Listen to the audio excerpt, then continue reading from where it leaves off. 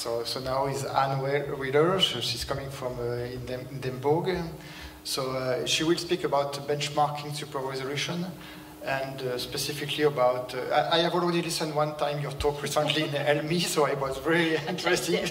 So I would like to have a second time. Okay, thank you very much. Thank you to the organisers for inviting me. I have changed the talk a little bit, so if anybody was like, oh me, I have changed it, so it's not quite so boring.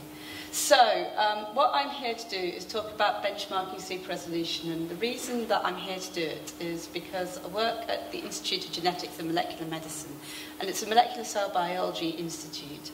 I'm also part of a super resolution consortium in Scotland, which is called the Edinburgh Super Resolution Consortium.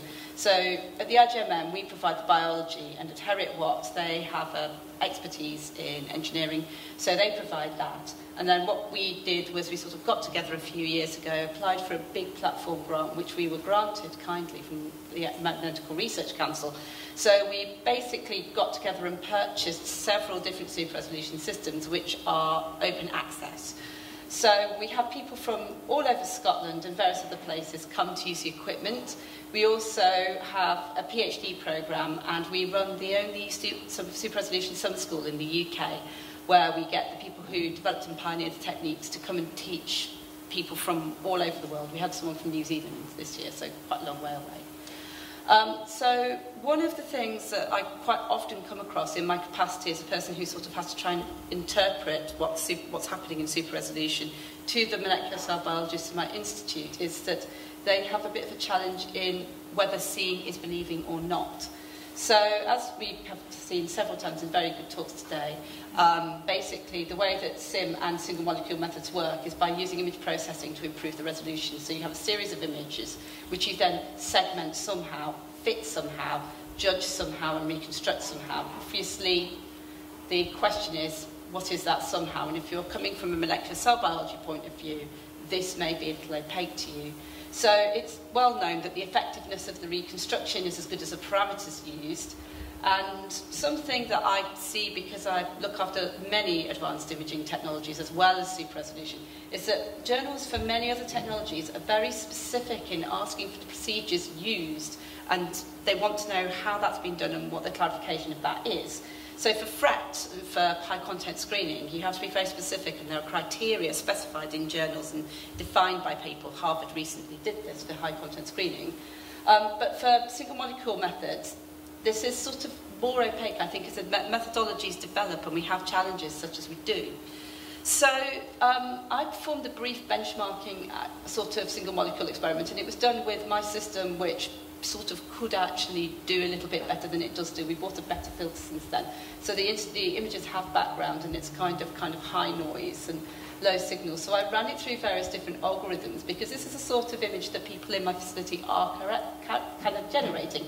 So you can see that it's basically, you run it through 4 different algorithms, you get 4 different answers, and actually because the sort of so powerful and it can choose different things, in certain respects, I guess, Guy leaves it open for people to choose, but as Ricardo's question was, how do you compare it against one another to see what you get? Well, this is what people in my institute are doing, and then of course they're very confused by the answer because you've got 3 different answers there.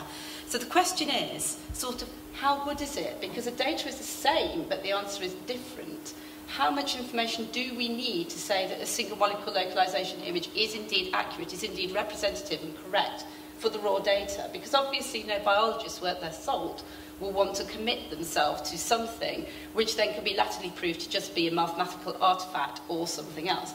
So these are 2 separate data sets taken from very, very different papers, both of which accepted for publication.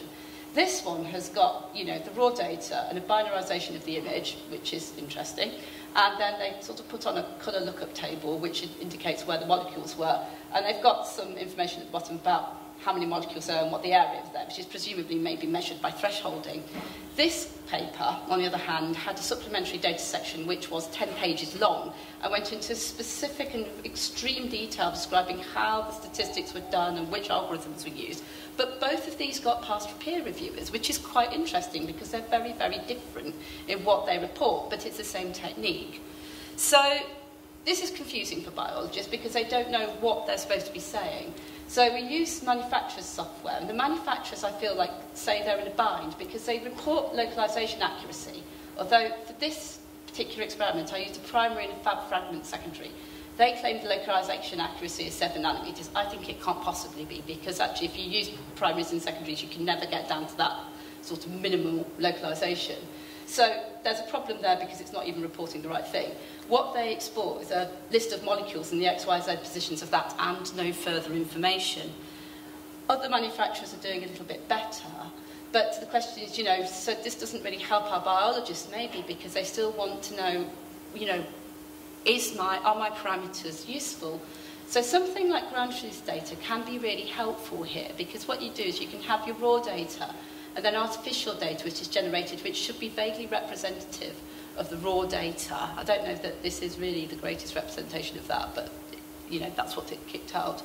And what you can do is then you can start looking at metrics like the Jacquard index, so you can see false positives here, which are represented in the artificial and the raw data, and also true positives. And so you can, and also you've got some sort of false positives here as well. So you actually have some idea about how good the parameters you've put into the algorithms are, because you have so many choices about filtering and fitting. It's good to see whether they're good. But there's still some confusion about which specifically are the right parameters to report, which ends up faces like this in the facility, really. So there's a need for benchmarks, and I'd like to thank the organisers, and particularly the people who organise the challenge, for actually organising this, because it's so useful to the community. Most end users who are biologists don't have a computational background, so they find some of the maths quite complicated. I think it's great that we benchmark because it improves the reliability and the reproducibility of the storm data, because reproduction is really what you do want to see. And I think for the biological community, exercises like this 3D challenge improve the trust in the technology. What it would be nice to see is some easy-to-use tools to quantify the robustness of the data. The SIM community did this, actually, quite recently. So SimCheck was published last year by a group coming from Micron in Oxford. And I think that these sort of things do help people judge that they've made the right decision. The other question I've come with is also a sort of a useful ontology for single molecule localization, because if we have something like this, it allows us to incorporate our resources very easily into other community resources, such as the open microscopy environment, which can be used to then document and, you know, kind of categorize the data and share it. So I guess, you know, some thoughts we have had in discussions are around the XYZ positions, some concept of the uncertainty or the goodness of fitting. Which algorithm used would be very helpful, because there are at least 55 out there. And, you know, do we need to commit ourselves to FRC, or is there anything else? And with those series of questions, I provided no answers. I will leave you. Thank you for your attention. I'd like to thank Eurobioimaging for funding me in the first place to start this project, and also my other funders, EPSRC, BBSRC and MRC. And yeah, just sort of hand over to the next person.